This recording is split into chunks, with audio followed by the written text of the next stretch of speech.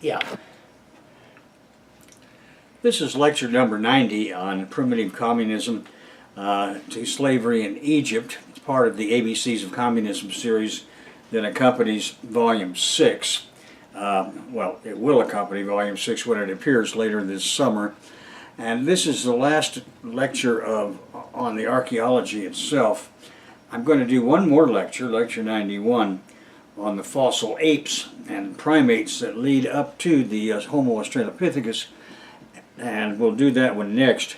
I left it till last, even though logically it should be first and will be in your book, because there are so many teams in the field right now from the United States, France, England, Germany, Russia, China, all working in Africa on this question of fossil apes, the origins of the Homo australopithecus, which is the classification we're using here. I'm not saying it's the only one that's workable, but long ago it has been my policy to divide Homo evolution into three grades: Homo australopithecus, Homo erectus, Homo sapiens.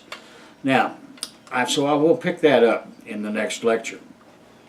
But for now, we last visited Egypt in our review of the Old Stone Age in North Africa, and now we want to begin looking at the socio-cultural evolution of Egypt in the Neolithic revolution of farming people, and their evolution from primitive communism's last stage of tribal agriculture.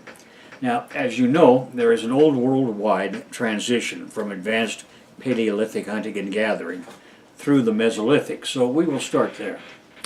And the first culture of the Mesolithic I want to bring to your attention, for those of you that are taking notes, is the Qadan, Q-A-D-A-N, which in southern Egypt runs from 15,000 to 11,000 BP, and it lasts 4,000 years, in other words. And it was a broad-spectrum revolution, climax characterized by hunting and the consumption of wild grasses and grains.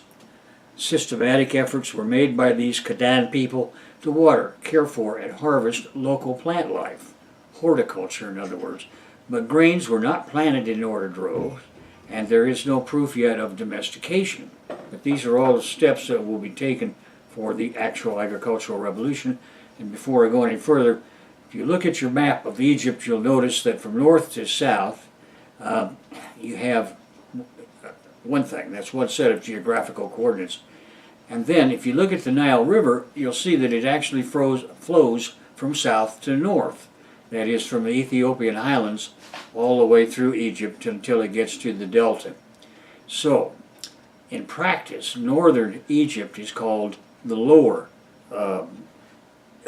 Egypt, and the area closest to Ethiopia, or in the Sudan, is called upper Egypt, because that's where the Nile starts from, and sometimes this can be confusing for students. So I just want to try and get yourself coordinated in your mind about these terms: lower and upper, northern and southern. They are the reverse of the way we usually think of things flowing, for example, like the Mississippi River in the USA. Well, at any rate, there are about 20 archaeological sites in the upper Nubia region that have evidence for the Qadan culture's grain grinding culture. Now that's southern Egypt. Upper Nubia is the black area, that is black African area, that borders on the Arabian area along the Nile River. Its makers also practiced wild grain harvesting along the Nile during the beginning of what's called the Sahaba-Daru-Nile phase, when desiccation in the Sahara occurred and caused residents of the Libyan oases that were to the west to retreat into the Nile Valley. Now, the Qadan peoples had within their technological component everything they needed to proceed into their own agricultural revolution. Now, that's the most important thing, because in the process of gathering wild grains, they had the grinding tools, grinding stones, and it's just a hop, skip, and a jump from gathering wild grains to caring for them as they were to actually domesticating them. They've got the stone tool technology there for their own Neolithic revolution. Now we come to what's called the Sebilian, S-E-B-I-L-I-A-N, had come Kom, Ombo, Ombo, on the banks of the River Nile, there are 9 sites in the area of the Wadi Halfa, and another 3, 6 miles from Abu Simbel, that make up the Sibyllian culture. These broad-spectrum, wild resource-exploiting people lived on the Nile from Wadi Halfa to Qena, Qena, between 15 and 12,000 years ago. And paleontological data, that is pollen, prove that these people were gathering wild wheat and barley. Domesticated seeds were not yet found in these Sibyllian sites, but you can see that they're right on the verge of doing that. Now we come to the Harifian. There are 2 main groups within the Harifian culture area. One group consists of base camps in the north of the Sinai and the western Negev deserts. These stone points for hunting comprise about 88% of all microliths, accompanied by only a few lunates and triangular-shaped microliths that were destined for agriculture. Right, that's one group. The other group consists of base camps and smaller campsites in the Negev desert and features the reverse number of stone tool types. That is, about 80% are lunates and triangles versus about 20% of projectile points. Now, these lithic differences are functional, and they assist us in identifying the 2 path choices. People had a choice to make. That is, were they going to continue doing what they had been doing all along, broad spectrum hunting and gathering, or are they going to intensify their ability to produce what will become agricultural products? Some of them did one way, some of them did the other. Now, these people were in contact with the rest of the Levant, that area that we're talking about, as proven by the ubiquitous presence of Cayenne points, Khiam. So we can conclude that the entire area confronted the population with the need to make the same decisions. Which path to follow? Now, they've got a couple thousand years to make this decision, but so you're talking about maybe 400 generations that this thing is going to be discussed about all of these people in this particular area. The Cayenne projectile point assemblage is a multi-type category of basally notched, elongated arrowheads made on blades and microblades between 12,000 and 11,500 years ago, a 500-year period. Now, these points were first excavated in 1934 as an assemblage, and it was further defined in excavations conducted in 1951 and 1961. To date, it has been even further developed, and it requires restudy, as this is, if you take a look at the photographs that you can see in Wikipedia, for example, it's obviously composed of many different types. On the other hand, Khiam is diagnostic as it stands in a great number of Levantian sites, so I keep referring to it. Its type site is near Wadi Kuratun in the Judean Desert in the West Bank on the shores of the Dead Sea. So, in short, at the end of the Advanced Paleolithic in the Negev and Sinai deserts, we have the western equivalents of the latest stages of the Natufian culture, directly to the east. Now, like the Natufian, semi-subterranean houses were made somewhat more elaborate than the houses found at the Natufian sites, and so these pit houses are diagnostic. Arrow projectile points are found in the Harifian stone tool kit. Archaeologically, it is contemporary with the late Natufian pre-pottery Neolithic A, and evolving from this came the pre-pottery Neolithic B culture. The Natufian culture appears at the end of the Advanced Paleolithic between 14,500 to 11,500 years ago, 3,000 years, and it's in the Levant region of the eastern Mediterranean. Now, it had a sedentary to semi-sedentary population even before the introduction of agriculture. Now, Dorothy Garrett dug the original type site of Shukba Cave at a place called Wadi an-Natuf, from which comes the name Natufian, in the western Judean mountains. Evidence shows the cultivation of rye by the Natufians at Tel Abu Huraira. However, Natufians continued the exploitation of a broad spectrum of wild resources, including cereals and gazelles. Now, eventually, they founded the city of Jericho in their advanced theocratic chiefdom stage. So we want to now move on to the Neolithic Revolution, Fayum A to Marimba, the stage of tribal agriculture, which is the last stage of primitive communism. Around 8000 BP, Neolithic settlements appear autochthonously all over Egypt, as they do in the entire region from Ethiopia through the Sahel to West Africa. Diagnostic is the appearance of weaving. Fayum A people buried their dead very close to or inside their villages.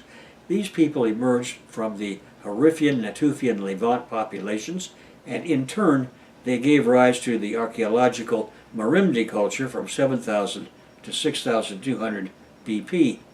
The Mady culture is best known from a big settlement at the edge of the western delta, and we know that it flourished in lower, that is, northern Egypt. People lived in small huts, produced a simple, undecorated pottery, and had stone tools. Cattle, sheep, goats, and pigs were penned. Wheat, sorghum, and barley were planted. They buried their dead within the settlement, and they made clay figurines, including the first Egyptian life-size clay head. Now we come to Cairo and its tribal agricultural stage at El Omari. The El Omari culture is known from a small settlement near modern Cairo. People lived in huts for which we have the post holes and pits. The pottery is undecorated. Stone tools include small flakes, axes, and sickles. That's the blades that you put into a wooden or a bone handle of some kind for cutting down cereal stalks. Metal was not yet known, and their sites were occupied from 6000 BP into the Archaic period. Then we come to the site of the Mady Culture, M-A-A-D-I. It's contemporary with Nakata 1 and 2 phases in the upper, that is South Egypt. The culture is best known from the Mady site near Cairo, but it's also found from the delta to the Fayum region. This culture, with the Fayum region being about 60 miles southwest of Cairo. Now this culture featured further development in architecture and technology and followed its predecessor culture in undecorated ceramics. Copper appears in the Mady, and some copper adzes have been found. The pottery continues to be simple and undecorated, of Levantine style. People lived in small pit houses, partially above ground. The dead were buried in cemeteries with few burial goods, and the Mady culture gave rise to the Nakata 3 culture. To me, that particular sequence, I think to anybody familiar with the archaeology of the southwest U.S., looks very much like the early basket maker subterranean houses in the Arizona-New Mexico region. Now the upper or South Egypt tribal agriculture and simple chiefdoms that transition begins in what's called the Tasian, T-A-S-I-A-N. The Tasian culture emerged around 6500 BP. It is named for the burials found at Deir Tassa. The type site on the eastern bank of the Middle Nile is located between Ashut and Akhmim. Here we have the earliest blacktop ware. That is a type of red and brown pottery which has been painted black on its top and interior. This pottery is the key to the dating of the pre-dynastic Egyptian civilizations. It was here that Flinders Petrie invented seriation. Seriation was the best pre-radiometric dating system ever, and still is for that matter. By establishing types arranged in parallel vertical rows and controlled horizontally by site or internal site depth, he created the seriation method of sequence dating. For example, the relative date of any given pre-dynastic site could be, by which pre-dynastic actually refers to pre-slavery, could be ascertained by examining the candles on pottery and using that trait as the key diagnostic in each horizontal row. However, the more types identified, the easier and more accurate perfection of the sequence could be achieved. Later, when radiometric dating became available, all one had to do was to plug those absolute dates into Petrie's seriated relative dating. Anyway, as the pre-dynastic period in ancient Egypt progressed, the handles on pottery evolved from functional to ornamental. The degree to which an archaeological site has functional or ornamental pottery could be used to determine the relative date of the site. And I might mention that if you have copies of my archaeology textbook, Foundations of Archaeology, you'll see there numerous examples of the way in which seriation has been used around the world, and to make them into absolute dates, all one has to do is to plug in an absolute date like radiocarbon or obsidian hydration. Anyway, the fossils are generally taller in the Thasian burial and more robust than the later pre-dynastic Egyptian specimens. In this regard, the Thasian skeletons are similar to those of the Mady culture. Furthermore, although the Thasian crania are dolichocephalic, that is, long-headed, like many of the other pre-dynastic skulls, they have a large and wide vault, like the Marimba cranium. And the reason that these specimens are smaller than the later pre-dynastic Egyptian specimens are smaller is because these people are eating less. They're working harder and eating less, so they cannot achieve stature in the same way. Now we come to the Upper or South Egypt, its advanced theocratic chiefdoms, the first manifestation of which in archaeology is called the Badarian. Thasian ceramics evolved directly into Badarian pottery, and the Thasian culture into the Badarian. The Badarian dates from 6,400 to 6,000 years ago. It is named for the Badari site near Deir Tassa. Badarian sites have been identified from Nekin to a little north of Abydos. The Badarian people continue to produce a higher quality version of the blacktop ware. Badarian sites feature copper in addition to stone and are thus chalcolithic. Badarian flint tools feature sharper and better blades, and for the first time, tin glazed pottery on a delicate pale buff earthenware body is found, and it's called faience, F-A-I-E-N-C-E. Now the Nakata Culture. A 2013 Oxford University radiocarbon study gives the Nakata Culture a beginning date between 5,800 and 5,700 BP, and the period it characterizes runs for several centuries. Flinders Petrie originally divided this cultural sequence into the Nakata I, Amration, after the cemetery near El Amrah; Nakata II, Gersian, after the cemetery near Gersa; and Nakata III, Samanean, after the cemetery near Es Samena. Now, in 1957, Werner Kaiser divided that same material into Nakata I, about 6,400 to 5,500 BP, with black-topped and painted pottery. Trade with Nubia, the western desert oases, and the eastern Mediterranean, and obtaining obsidian from Ethiopia. Nakata II, 5,500 to 5,200 BP, is a culture found throughout Egypt and had the first marl, M-A-R-L, pottery and metalworking. And then finally, his Nakata III, from 5,200 to 5,000 BP, with more elaborate grave goods, cylindrical jars, and writing. For our purposes, the most important feature is the emergence of social ranking. This is the last of the transitional stages from primitive communism to the servitude epoch. Accordingly, it deserves close attention, and to begin with, we want to look at the Amration, or the Amration culture, or Nakata I, that lasted the half millennia from 6,000 to 5,500 BP. Named after the site of El Amra, about 75 miles south of Badari. El Amra is the first site where this culture group was found unmingled with the later Gersian culture group. However, it is better defined at the Nakata site, where it is called the Nakata I culture.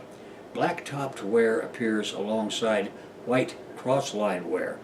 The latter is a type of pottery that has been decorated with close parallel white lines being crossed by another set of close parallel white lines.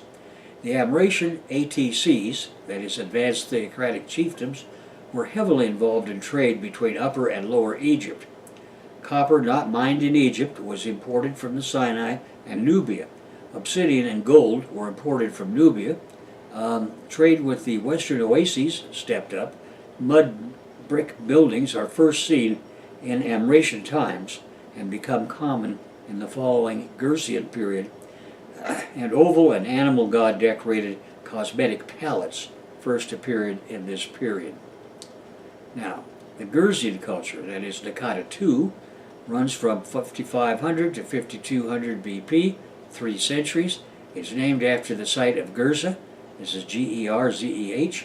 It was the next stage in ATC evolution, and it was during this time that the foundation of Dynastic Egypt, which is to say class dictatorship, was laid.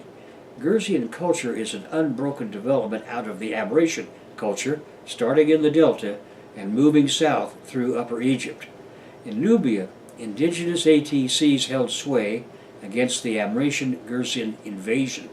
Gurzian pottery is distinctly different from Amratian white cross-lined wares or black-topped ware, being painted in dark red with pictures of animals, people, and ships, as well as geometric symbols.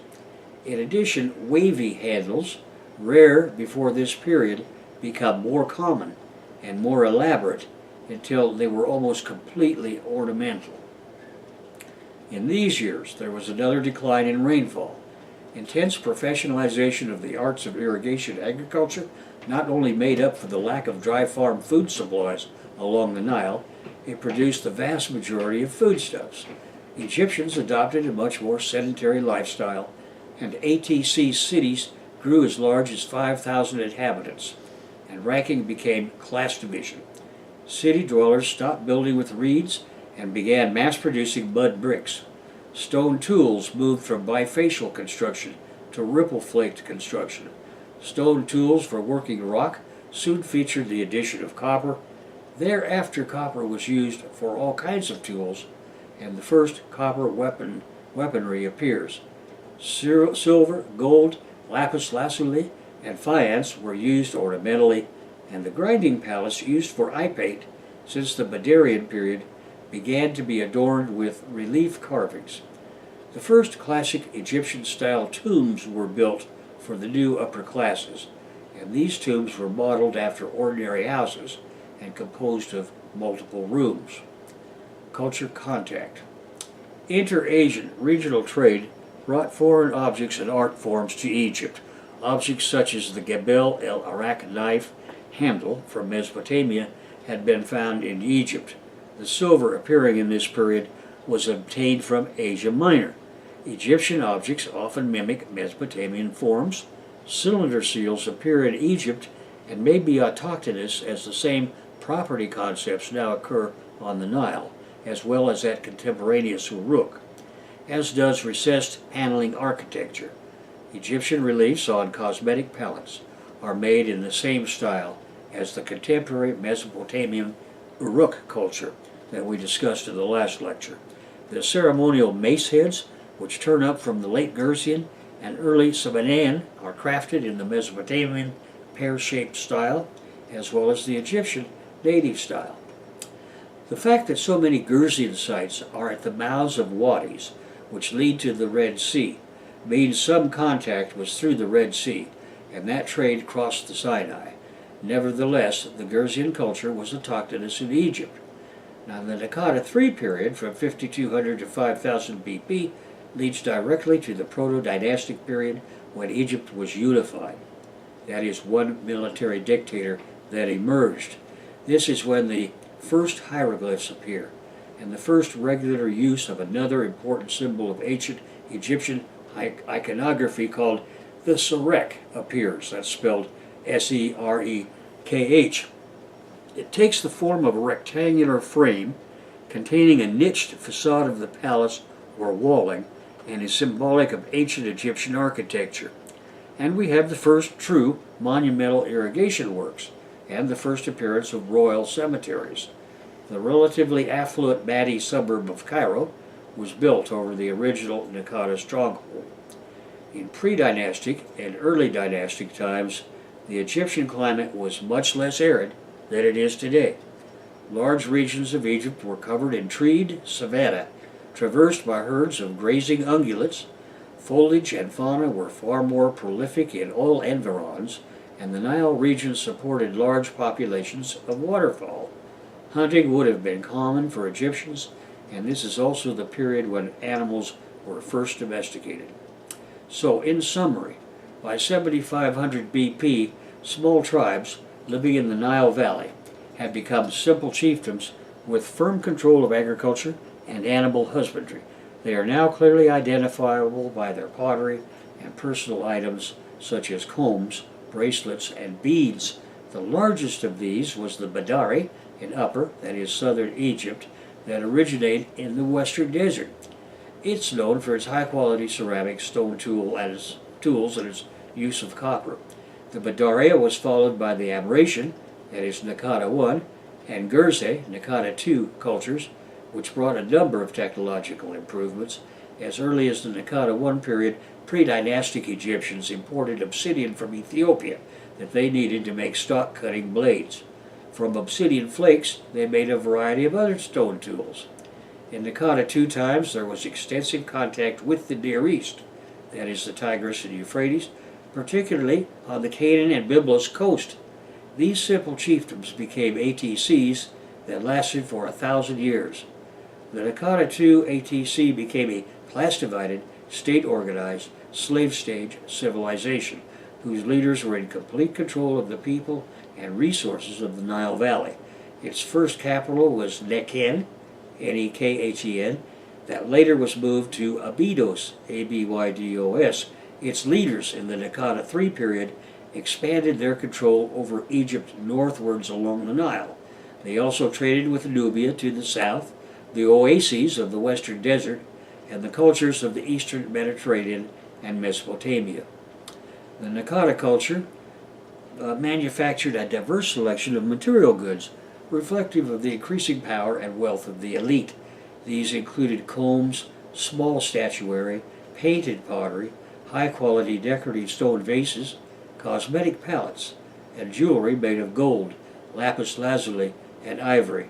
They also developed a ceramic glaze known as faience to decorate cups, amulets, and figurines. During the last pre-dynastic phase, the Nakata culture began using written symbols that eventually became the system of hieroglyphic Egyptian writing. That brings us to the EDP from 5050 to 4686 BP. EDP stands for the Early Dynastic Period.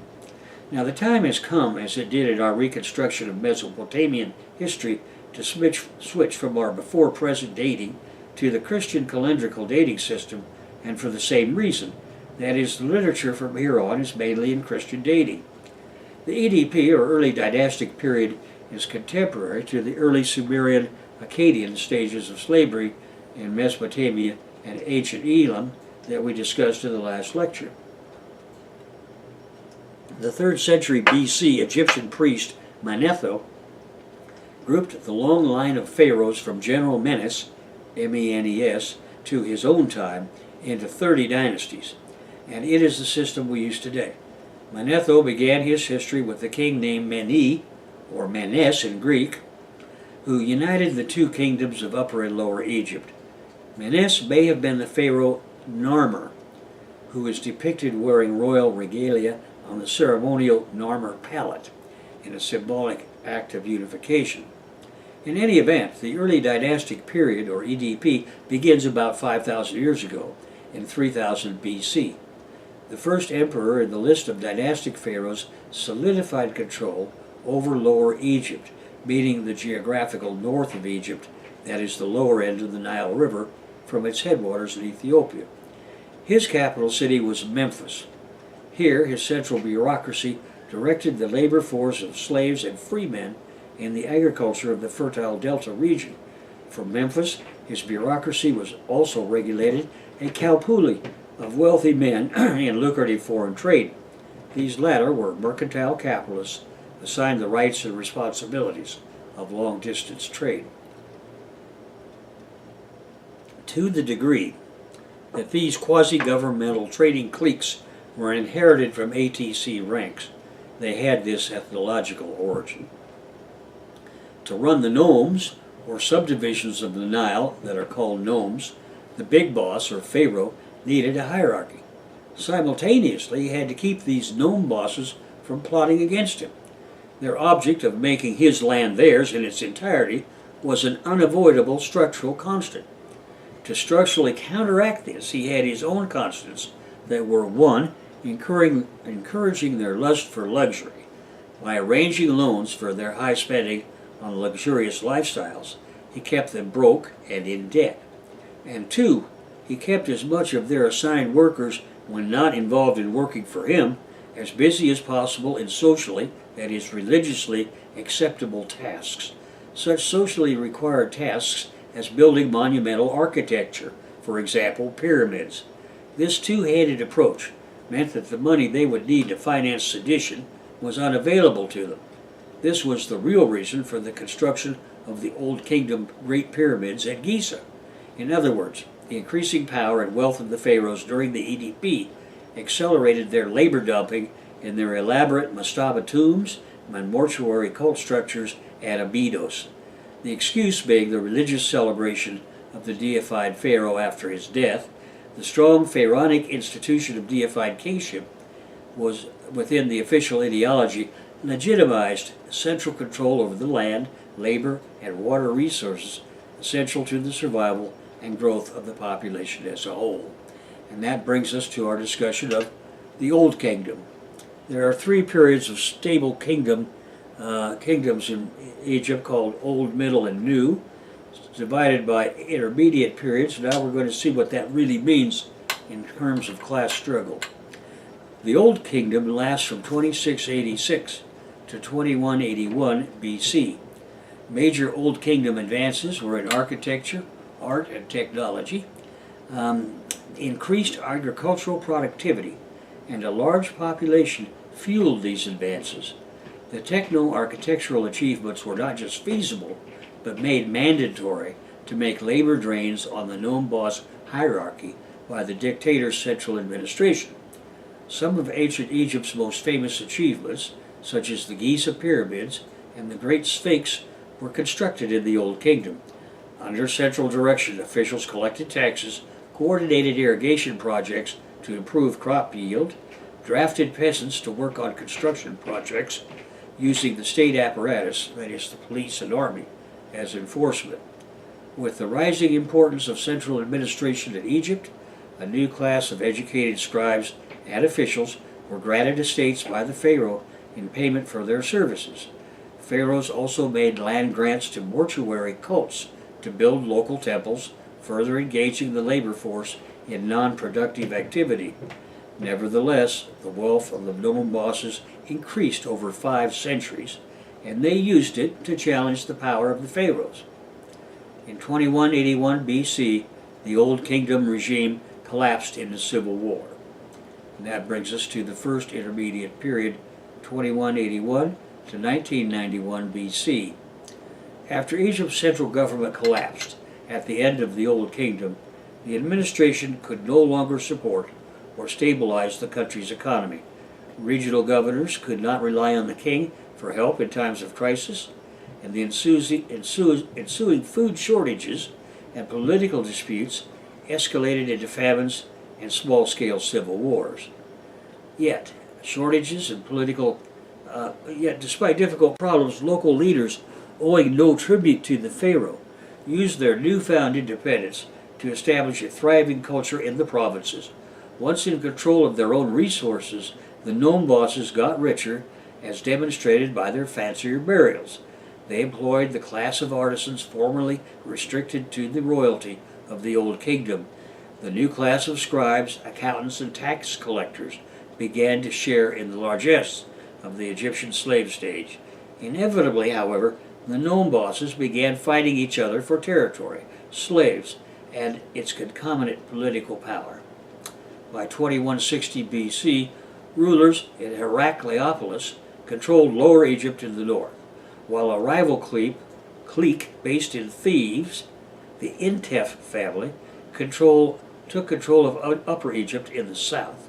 As the Intef gang grew in power and expanded their control northward, a clash between the two rivals became inevitable. Around 2055 BC, the northern Theban forces under General Nepipetra Mentuhotep II finally defeated the southern Heracleopolitan rulers, reuniting the two lands. Now, this period of economic and cultural renaissance is known as the Middle Kingdom, and it lasts from 2134 to 1690 BC. Its key feature is the accommodation of the ruling family with its own and the known bureaucracy that stabilized the dictatorship of the king or pharaoh Mentuhotep II and his 11th dynasty successors. The king or pharaoh, his family, and consigliere ruled from Thebes. That is, their vizier was the government's prime minister, and he represented the interests of the boss hierarchy. In reality, the vizier's position was like that of the generals in the army. Generals always get the idea that they could do without their bosses and run things themselves for themselves, and so do prime ministers. In 1985 BC, the vizier Amenemhat I seized the kingship directly, creating the 12th dynasty. He moved the capital from Thebes to the city of Ichtawi near Fayum, 60 miles southwest of Cairo, and the political and class accommodation objective of the Amenemhat coup had been a massive land reclamation and irrigation scheme. Now, by increasing the agricultural output in the region, much more wealth would become available to the boss hierarchy as well as the pharaoh. The certainty of technically created massive new wealth had been known for centuries. However, the 11th dynasty kings had resisted this wealth creation, as they feared its seditious potential in filling the treasuries of their constant number one class threat. A coup became inevitable as the greed of the conspiratorial classes became unquenchable. In the event, the coup demanded military reconquest of territory in Nubia. There was far too much wealth to be ignored in Nubian quarries and gold mines, and too much money to be made by military contractors whose slave and free laborers built a defensive complex of structures in the eastern delta called the Walls of the Ruler. It had a function besides being the target of defense contracting, as the walls would defend against any foreign gang trying to get a cut of the action. Accordingly, the new 12th dynasty pharaohs finally secured the vast agricultural and mineral wealth of Egypt. Along the way, the Middle Kingdom witnessed the flowering of the arts associated with the religion of the solar cult. The relief and portrait sculpture of the period reached new heights. Middle Kingdom literature featured sophisticated themes and characters written in a new style. However, all seemingly perfect class dictatorships are always digging their own graves as their frozen contradictions deepen and become septic. The last great ruler of the Middle Kingdom, Amenemhat III, was so afraid of the seething discontent of his slaves and free citizenry that he brought foreigners to do new tasks. Thus people arrived from what are contemporary Israel, Palestine, Lebanon, Syria, and Jordan. This was the land then referred to as Canaan. Primarily, these imports were used to work the land, mines, and associated monumental architecture of the Delta. But these workers soon joined the mass of native discontented. Class struggle turned into civil war, which brings us to the second intermediate period from 1674 to 1549 BC. Around 1785 BC, as the power of the Middle Kingdom pharaohs weakened, the imported people called the Hyksos, which is Egyptian for foreign rulers, who had already settled in the Delta, seized control of Egypt. Their generals established a new capital at Avaris, A-V-A-R-I-S. Now meanwhile, the old slavocrat government retreated to Thebes, agreeing to vassalage and to paying tributes. The Hyksos retained Egyptian models of government, with their five-star generals becoming pharaohs, integrating the Egyptian bureaucracy into their culture. It was analogous to Mongols in China. They introduced new tools of warfare into Egypt, most notably the composite bow and the horse-drawn chariot. After years of vassalage, Thebes gathered enough strength to challenge the Hyksos in a conflict that lasted more than 30 years, until 1555 BC. The pharaohs Seqenenre-Tao II and Kamose defeated the Nubians to the south of Egypt. Kamose's successor, Ahmose I, waged a series of campaigns that permanently eradicated the Hyksos presence in Egypt, and he established a new dynasty. His new kingdom was an outright military dictatorship, and it featured the expansion of Egypt's borders as it mastered all of the Near East. So his new kingdom, as it's called, lasted from 1549 another 500 years to 1069 BC. The new Kingdom Pharaohs established a period of renewed, broad ruling class prosperity. The commoners who had fueled the TOD of Kamos and Ahmose I were given rewards sufficient to keep them happy for the moment. The new kingdom's borders were normalized with their neighbors in the Mitanni Empire, Assyria, Canaan, and generals Thutmose I and his grandson Thutmose III gave Egypt its largest empire. Between their reigns, Hatshepsut, a queen who had established herself as pharaoh, launched many building projects, including restoration of temples damaged by the Hyksos, and she sent trading expeditions to the Punt and the Sinai. In 1425 BC, when Thutmose III died, Egypt had an empire extending from Nia in northwest Syria to the fourth cataract of the Nile in Nubia. Bronze and wood now flowed throughout the empire without export and import taxation. The new kingdom pharaohs kicked off a large-scale building campaign at Karnak that ostensibly promoted the god Amun, A-M-U-N. Now, the Karnak Temple is the largest Egyptian temple ever built. In reality, the theocracy was the last major structural threat to the new kingdom ruling class alliance. Therefore, it had been decided that the secret police should concentrate them and their gangs at Karnak. If you take a look at the movie, the first Mummy movie, the city that they have, well, it's a mythical city in the movie, but its basic idea is that it was Karnak. In 1350 BC, the stability of the new kingdom was again threatened. Amenhotep IV had ascended the throne, instituting a doomed attempt to save the empire. Many concessions to the boss hierarchy were accompanied by a challenge to the Karnak gang. Amenhotep took the name Akhenaten to emphasize his adherence to a non-Karnak religion based on the ancient solar cult and the sun god Aten, A-T-E-N. His police seized the Karnak gang wherever they could and killed them, simultaneously moving Egypt's capital to the new city of Akhetaten, or modern-day Amarna. The new pharaoh's coup was soon defeated in civil war, the cult of the Aten quickly abandoned, and the Karnak religion restored. The subsequent pharaohs, Tutankhamun, A, and Horemheb, erased all mention of Akhenaten's heresy. In 1279 BC, Ramesses II, also known as Ramesses the Great, ascended the throne and went on to build more temples, erect more statues and obelisks, and sire more children than any other pharaoh in history.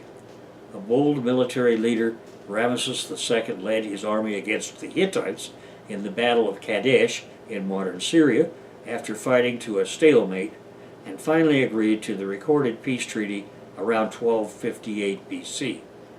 Egypt's wealth, however, made it a tempting target for invasion, particularly by the Libyan Berbers to the west and the Sea Peoples, a conjectured confederation of seafarers from the Aegean Sea.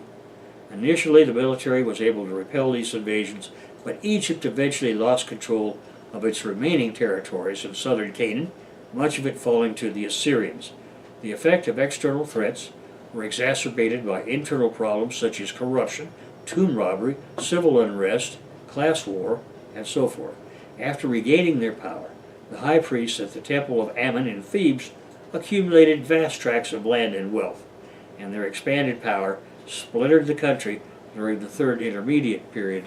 And that brings us to a conclusion of this third lecture. Now, in your textbook, we're going to go on into the Third Intermediate Period, but what I wanted to do is take you from primitive communism through the slave stage.